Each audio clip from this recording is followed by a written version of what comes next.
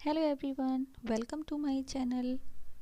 तो सुबह की शुरुआत होती है चाय गरम करते हुए। चाय गरम करने के बाद में छान कर पीना, बस यही चाहिए सर्दियों में, और क्या चाहिए।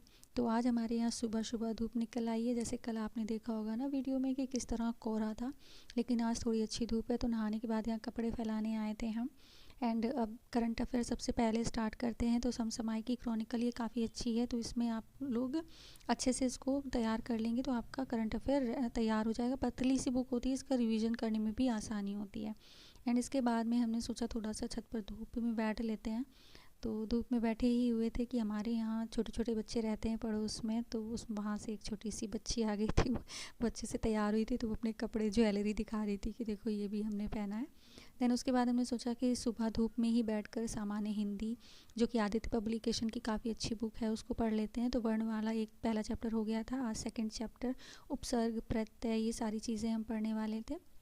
तो छत पर क्या था, थोड़ा धूप ज़्यादा हो रही थी आज, क्योंकि हवा नहीं चल रही थी, तो ज़्यादा ही धूप लग रही थी। तो हमने सोचा कि चलो नीचे आकर बैठते हैं, क्योंकि नीचे क्या होता है, थोड़ा ठंडा रहता है, रज़ाई में बैठना पड़ता है। ऊपर थोड़ी गर्मी लग रही थी, तो अब बीच का मौसम था आज, तो हमने सोचा लाओ नीचे ही पढ़ते हैं। तो हिंदी भी हमें पढ़नी थी एंड यूपी स्पेशल भी हमें पढ़ना था।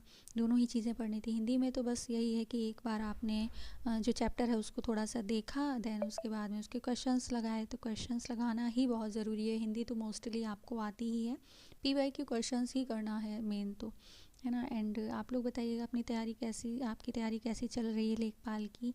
एंड अगर कोई और एग्ज़ाम दे रहे हैं तो वो भी बताइएगा कि कौन सा एग्ज़ाम आप दे रहे हैं, कौन सी बुक आप लोग हिंदी के लिए पढ़ रहे हैं, यूपी स्पेशल के लिए कौन सी बुक प्रेफर कर रहे हैं।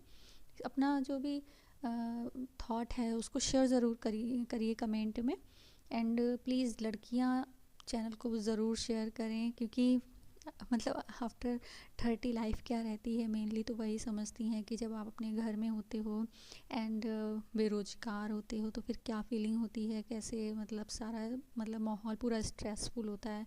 तो उससे कैसे ओवरकम करें, ये सारी चीज़ें भी बहुत ज़्यादा डिफ़िकल्ट होती हैं लाइफ में। लेकिन वही है, करना तो है ही, पढ़ना तो है ही, है ना। आपको अपना 100% देना ही है। बाकी जो चीज़ें हैं वो तो फिर मतलब आई गई रहती हैं कि हाँ कभी कुछ ठीक है, कभी कुछ ख़राब है, कभी कुछ अच्छा है, कभी कुछ बुरा है। यही सारी चीज़ें लाइफ में चलती रहती हैं। लेकिन हमें तो अपनी लाइफ पर फोकस करना है। हमने जो डिसाइड किया है वो करना ही है। लोग कहते हैं ना कि सबका समय आता है, सबका समय आता है, समय पर ही सारी चीज़ें होती हैं। बट ये समय आता कब है ये नहीं मतलब समझ में आता है। तो लेकिन वही है, क्या कर सकते हैं इसके लिए।